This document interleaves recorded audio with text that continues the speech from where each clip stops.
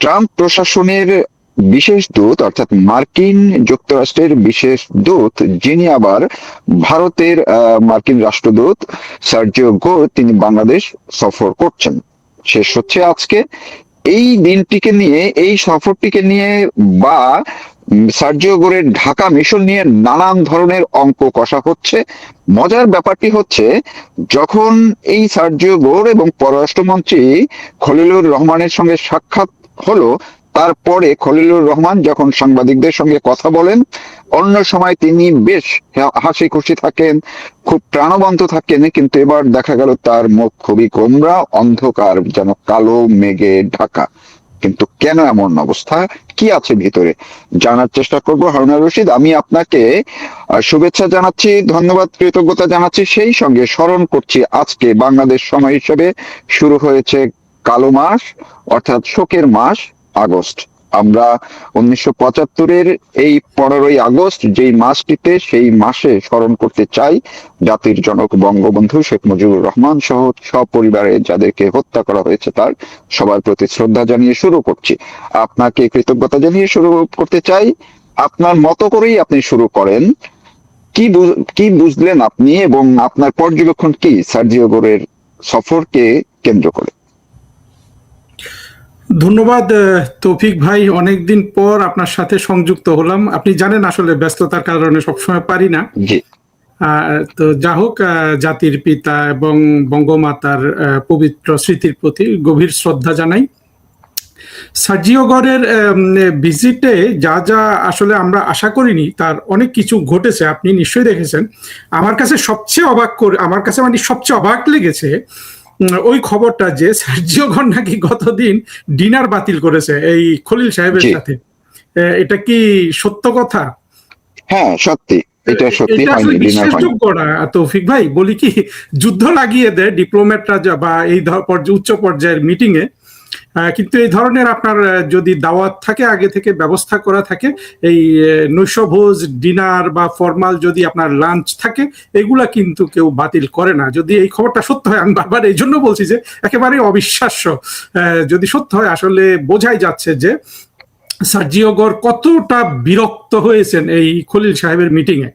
এর অন্য কি ব্যাখ্যা আছে আমি জানি না, ব্যাখ্যা এটাই। এবং আমি একজন 25 বছরের টিচিং ডিপ্লোমেট হিসাবে বলছি, আপনার যুদ্ধ লেগে যায় তবুও কিন্তু এতটুকু, বিশেষ করে পশ্চিমারা এগুলা বাতিল করে না।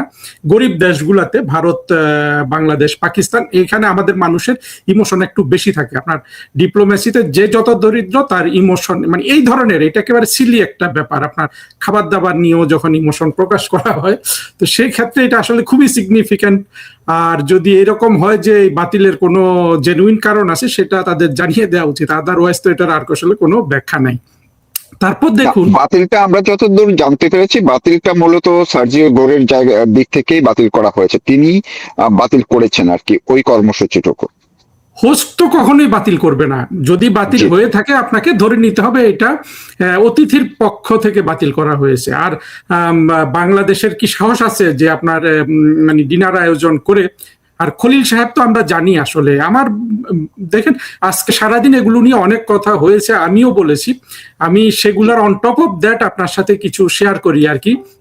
সার্জিও গোরের এই যে ভিজিটে আপনি যেটা বললেন, খলিল সাহেব যে কালকে আমরা যেটা দেখলাম, উনি যে কি পরিমাণ আপনার উত্তেজিত এবং কোনোভাবেই তিনি সামলাতে পারছেন না নিজেকে, এবং তার পাশে দাঁড়িয়ে, আপনি দেখেছেন কিনা, আপনি তো নিশ্চিতভাবে দেখেছেন, আমি প্রশ্নটা করাই অবান্তর, পাশে দাঁড়িয়ে কিন্তু আমাদের প্রধানমন্ত্রী তারেক রহমানের পররাষ্ট্র বিষয়ক উপদেষ্টা অত্যন্ত, আপনার আমি কি বলবো যে আপনার, আমি তো আপনার শোতে আর মানে আসলে এগুলো তার মন্দ ভাষা ব্যবহার করতে চাই না, একেবারে বোকার মতো, শিশুর মতো আপনার মাঝে মাঝে হেসে উঠছে। মানে এগুলো হলো আপনি যখন বিব্রত থাকেন, আপনি যখন আসলে আপনার কোনো আসলে যেই চাকরি আপনি করতে গেছেন সেই চাকরিতে যদি আপনার কোনো ট্রেনিং না থাকে, আপনি পাশাপাশি দেখবেন আবার রাষ্ট্রদূত দাঁড়িয়ে আছে, সেও কিন্তু বিরস বদনেই দাঁড়িয়ে আছে। রাষ্ট্রদূত হলো বাংলাদেশের রাষ্ট্রদূত আমেরিকাতে, মার্কিন যুক্তরাষ্ট্রে যিনি আছেন, তিনিও দাঁড়িয়ে আছেন।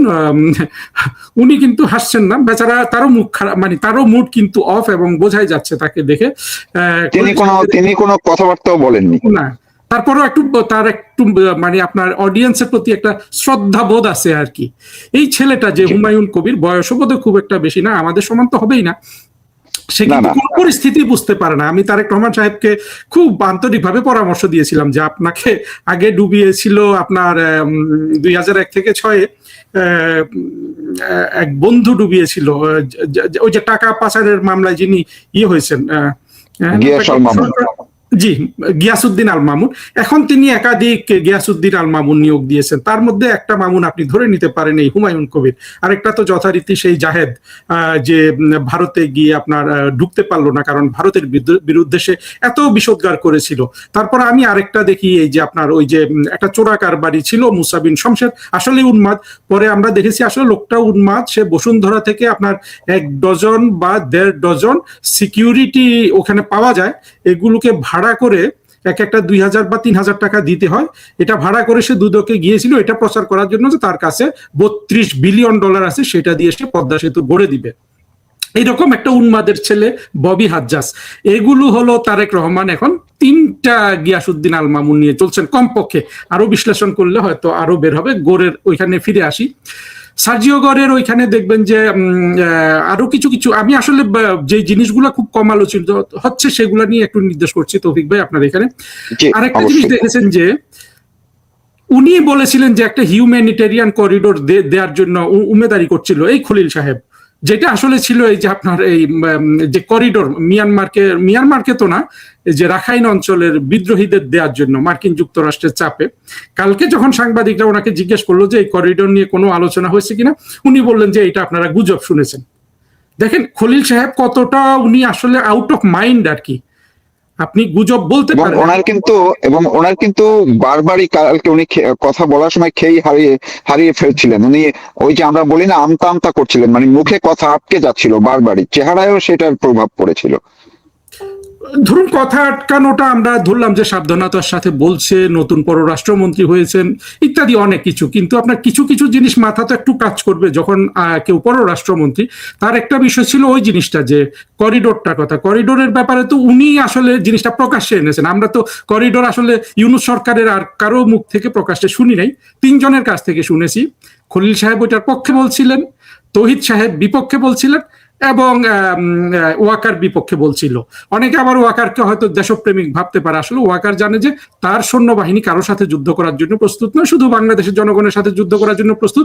সুতরাং কোনো দিকে কোনো যুদ্ধের সম্ভাবনা থাকলে আপনার ওয়াকার বাহিনী এটা করবে না। সুতরাং এখানে দেশপ্রেমের কোনো ইস্যু ছিল না।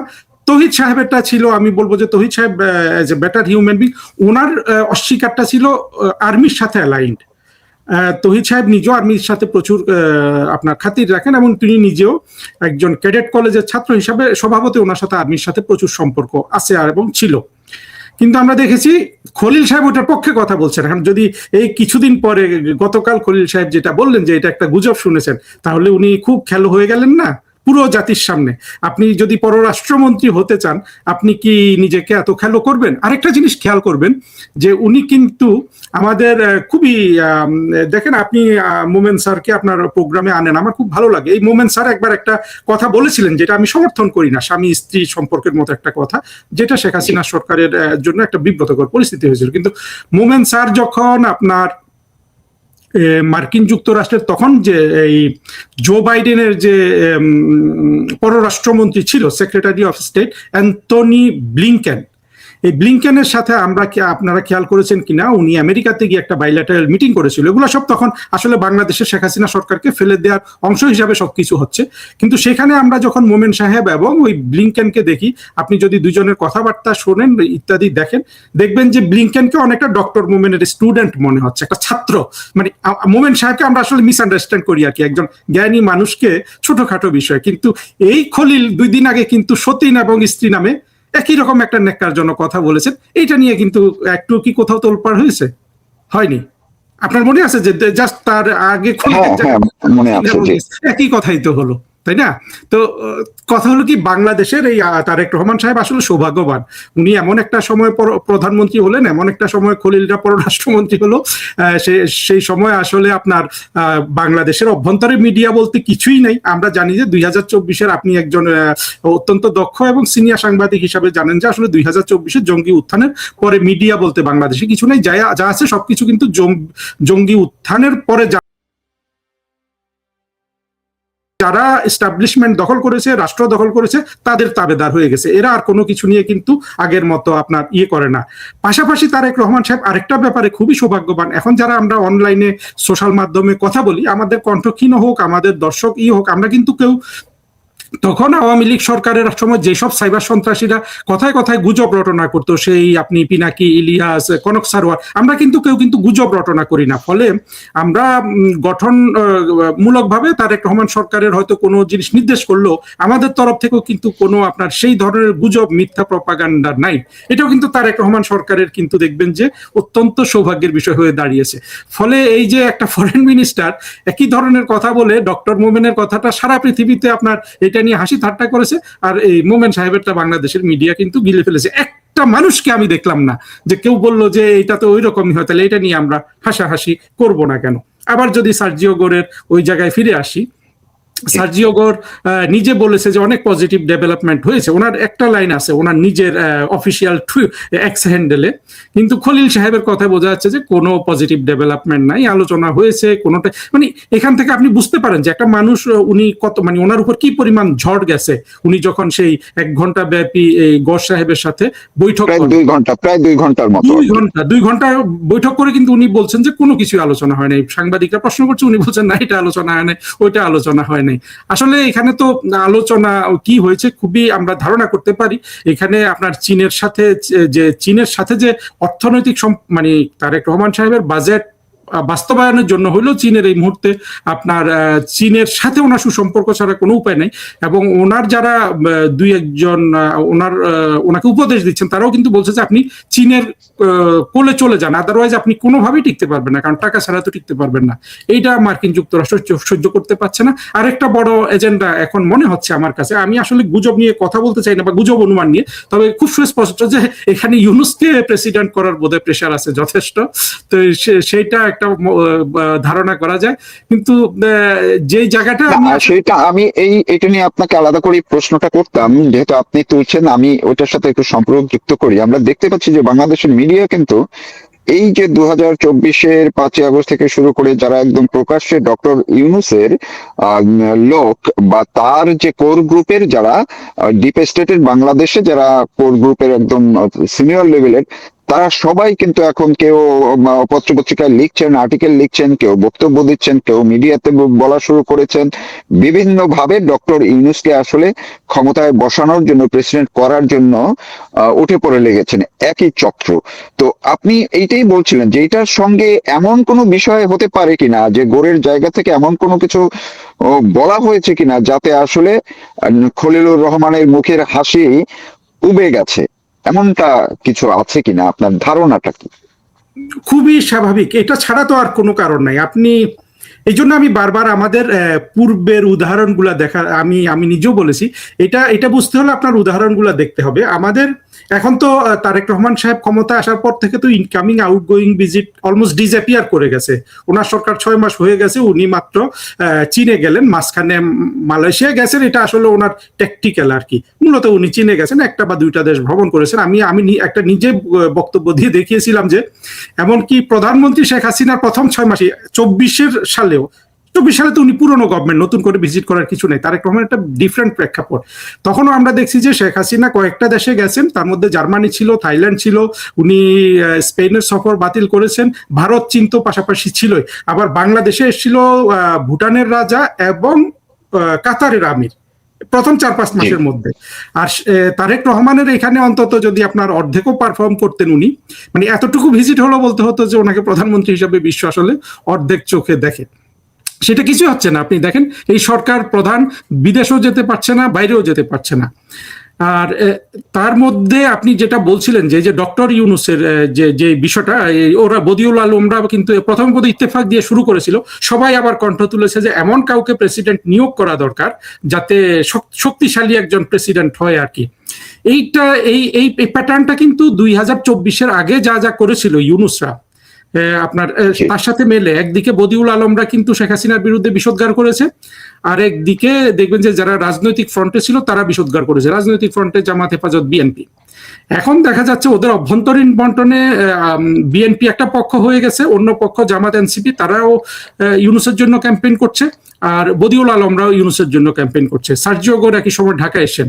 সুতরাং আপনি যদি প্যাটার্নটা দেখেন যে একই চক্র কিন্তু এখন তারেক রহমানের মাথার উপর বসেছে। এখন তারেক রহমানের ডিলেমাটা আমি কিন্তু খুব সহানুভূতির সাথে বুঝি। উনি জানেন যে উনি যতটুকু মানে ক্ষমতা ভোগ করছেন এখন পর্যন্ত, এখানে যদি ইউনূস বসে যায় তাহলে আসলে ওনার হাতে আর কোনো ক্ষমতাই থাকবে না। এখন উনি কি ততটুকুন ক্ষমতা দিয়ে দিবেন কিনা, এইটা কিন্তু একটা বড় ধরনের আপনার ওনার উপর বড় ধরনের কিন্তু একটা বাস্তবতা তারেক রহমানের জন্য। আর খলিল সাহেবের সমস্যাটাও কিন্তু একই রকম, যে যাই হোক উনি তো এখন তারেক রহমান সরকারের পররাষ্ট্রমন্ত্রী, ফলে তারেক রহমানের ইচ্ছাটাও ওনাকে কিন্তু এই যে সার্জিও গো সাহেবকে জানাতে হয়। ফলে এখন সার্জিও গো সাহেব যদি বলেন যে তুমি তো আমার লোক, এ খুব সবাই জানে যে আসলে ডিপ স্টেট যেটা বলা হয়, মানে মার্কিন প্রশাসনের হয়ে কিন্তু খলিল নিজেও কিন্তু মার্কিন নাগরিক, এবং কোনো বিপদ হলে সবার আগে যে লোকটা আসলে এই সিস্টেমে পাওয়া যাবে না, বিএনপির সিস্টেমে, সেটা কিন্তু এই খলিল সাহেব। কারণ তার কিন্তু আপনার পূর্ণ ঠিকানা, নাম, বাড়ি ঘর সব কিন্তু মার্কিন যুক্তরাষ্ট্রে আছে। তো এই অবস্থায় খলিল সাহেবকে যদি কোনো কড়া কথা বলা হয়, সেটা আসলে অনেক বেশি আপনার হার্শ হওয়ারই কথা।